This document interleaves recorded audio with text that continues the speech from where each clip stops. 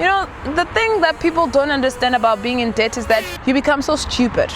Like you become really stupid. Even the most basic solutions you just don't see because you constantly because you're constantly looking for any penny at a better.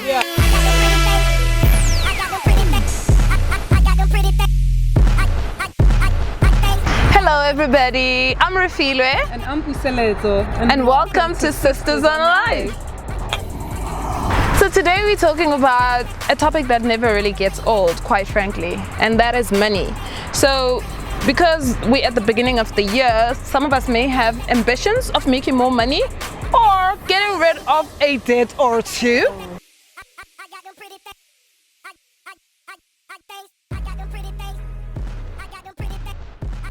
I mean, could it be the slow economy perhaps that's contributing to the high appetite for debt? Well, that's part of it, definitely. You know, I know of some companies, I'm aware of some companies who don't increase the salary based on inflation, but people are still forced to live on expenses and pay the bills at inflation and sometimes plus. So it's tough. Gee, so is it all doom and gloom? Are there practical ways of getting us out of this situation? Well, now I'm an eternal optimist, and I always think that there is definitely some healthy money habits that as people we can just get ourselves into. I mean, remember that huge financial rut a few years ago I had? And so if I could make it out of that, I'm sure certainly we can find a way that collectively we can start assuming good money habits. No, I was there during that rut of Yeah. What happened? It seemed like you had it all intact. What happened? Well, to cut a long story short, I finished my education. I went to do articles, and I was paid peanuts for 3 years. And in that time, I was forced to stay in my lane, right? So I drove a Yaris hatchback, and I bought a flat actually in Pretoria at a bargain, and my life was good. And I saved up extra money. I traveled a bit with my friends. So life was good. And then what happened? What happened was I used the birth of my child to actually succumb to societal pressures, you know, because all of a sudden the hatchback wasn't good enough. I needed a German car that will have all these nice safety features for the baby, and all of a sudden the baby is gonna fly out of the window in the flat. It's not safe. It's not a safe neighborhood. So I also wanted to, you know, upscaling get a house with a garden for the baby to play in, a pool for the baby to swim in.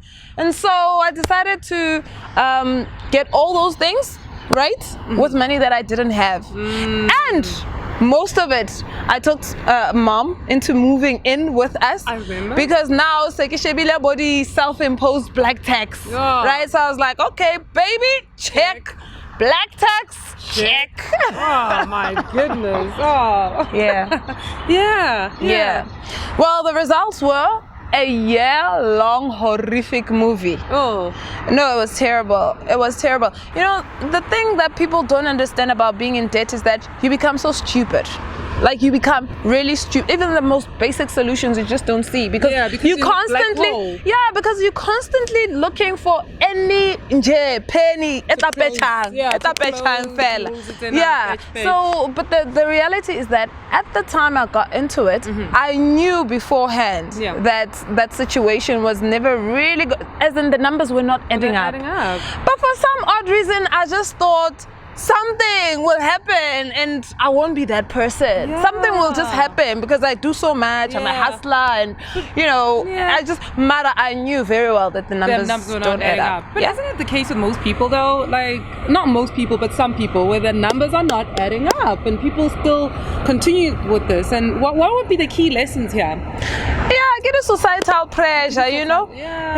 So, I mean, based on my experience, I've got a list of 5 things that perhaps people who have money management ambitions for 2020, they can follow, right? Okay. So the first one is pay yourself first. Oh yes, critical. So this is a principle I got from a book by George, and it's called Richest Man in Babylon. Yeah. So the author talks about giving yourself 10% of whatever it is that you earn unapologetically. Yeah. This is before bills, this is before debts, before anything. So you pay yourself first. So what I do personally is I pay myself at least about 25% of what I earn. It could be 10% for you, it could be 15%, whatever number you're comfortable with. I didn't start at 25%, obviously. I started off at 10% as well. And then gradually, as I reduced my lifestyle and got better in my money management situation, then it started increasing. Yeah. And then tip number 2, spend less than what you make. So the idea here is that you must just try and minimize your expenses in as far as possible. Yeah. And the point here is to maximize your earnings as much as possible and minimize your expenses. Then you've got a whole lot to play around for investment purposes. I remember we also used to talk about making money babies. Yes. I think it also comes from the book. Richest Man in Babylon. Yes. So creating sources of income that will address specific things in your life. So if you say you want money for rent, what is that capital base that will earn you whatever the income is, be it interest, be it dividend, be it a rental, and then passive it will passive income that will support your lifestyle, the nice to haves, right? So the first step in reducing your expenses is creating a budget, right? And these are all things that we know of, guys. We know these things, right? So the biggest thing is discipline to implement. So what makes it easy for me is that I use this app called 22/7, and it's by Old Mutual. So this app actually links to all my accounts, all my investment accounts, all my the normal banking account, and then it creates a budget based on my historical purchases and all that, right? So it will just automatically allocate to the different categories, such as groceries, such as entertainment, savings, and miscellaneous, because it's very important to have that, right? So the app just makes it very easy for me to identify my habits and identify my trends. But I must say the most important thing about a budget is actually reviewing it after the fact, because there's no point in creating a budget and then you just let it linger. You don't know whether it worked or not, and then you start another budget, right? And it happens to us so many times, right? So what I do is that I review my personal budget every Sunday without a fail. And I keep every single receipt. Every single receipt. Yes, every single receipt. So I keep every single receipt, and then every week I just categorize them by date. I file them by date, and then I just staple them, and then I review them and highlight to see what are my bad habits, what are my good habits, where should I.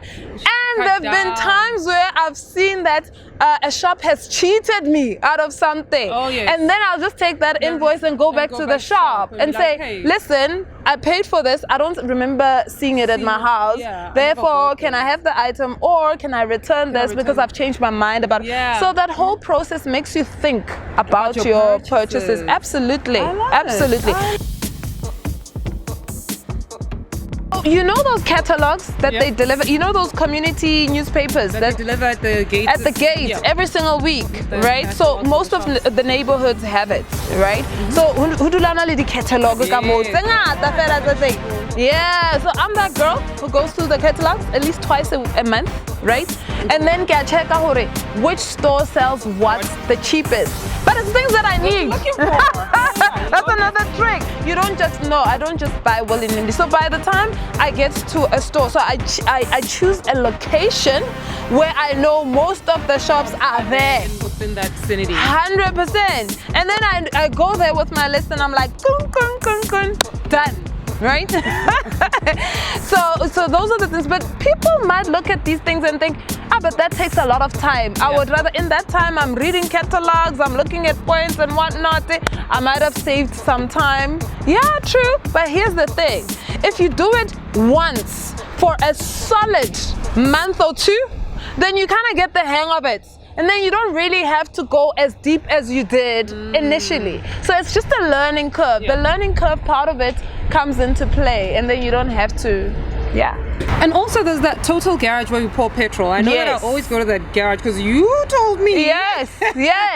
That if I pour a full tank, I get a free car wash. Yes. And I thought, I made the calcs in my head and I was like, wait, free car wash, full tank, I always have to pay for my car wash, so about what, 80 bucks. And now with that one, they do the outside for free. Yes. I save up on a whole lot of 40 rands for the whole year. I did the calcs, so it was like 40 rand. You mean 40 rand per wash? Per wash. Yes. So that's like 2 washes because I fill up my car twice a month. Yeah, and sometimes it's nice going to the same places to do your shopping and building rapport with the people around, because sometimes you get nice perks and whatnot. It helps knowing the managers, it helps knowing the people, because sometimes, even in that total, I remember the times I've forgotten my wallet and I'm pouring petrol, but because I've got rapport with the people, absolutely, they go out of their way to actually help you out. All right, okay, cool. Back to the tip. So tip number 3 is increase your earning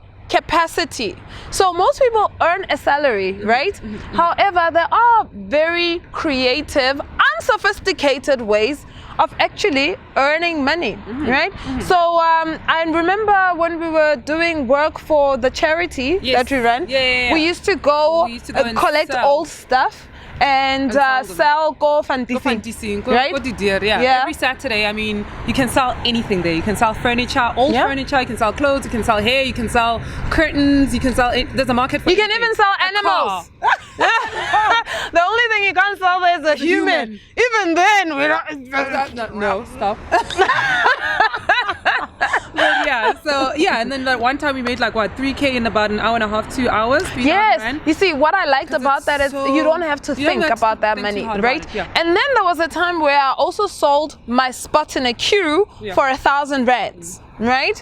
So Dion Wyatt was opening up a new branch in Greenstone, and Puseletso and I figured, hey, let's just go the day before, because they were selling a fridge for 1,000. Yeah, worth 10,000 for 1,000 rand. And who wanted to resell? Yes, so we wanted to buy it so that we can resell it, and we figured, let's get there the day before and be first in line in the queue and buy it. So we went at 8 o'clock the night before the opening. In the queue. But when we got there, we were like 8 in the queue. We're like, what? We're like, and the gag is they were selling one fridge. So we knew we're not getting that fridge. But there were specials. There were a lot of stuff that were being sold. There was stuff that I wanted. And you stayed in the queue with me. So I stayed, yes, correct. And then the next morning when everybody else showed up, I sold my 8 spots for 1,000 rands, believe it or not. So there are so making any extra cash does not have to be sophisticated.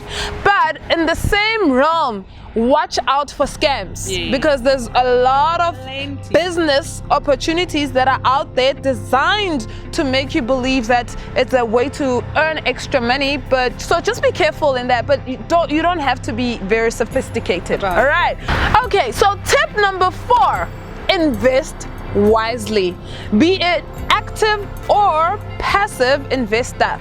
There are a number of ways that one can grow their money. Yes, absolutely. But let me just tell you this. Bankers will never do anything that is contrary to the business of the bank.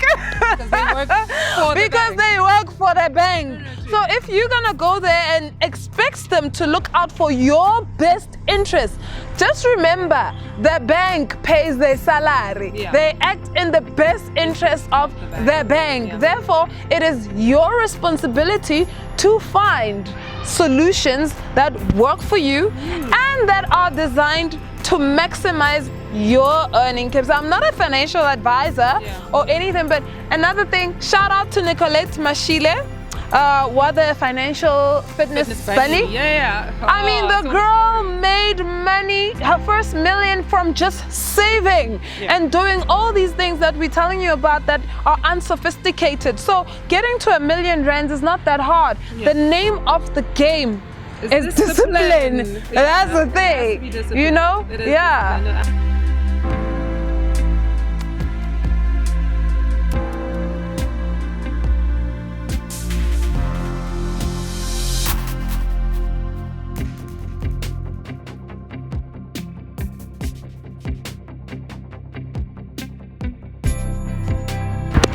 And that's it, dear lovely people. Thank you so much for joining us for another episode of Sisters on Life.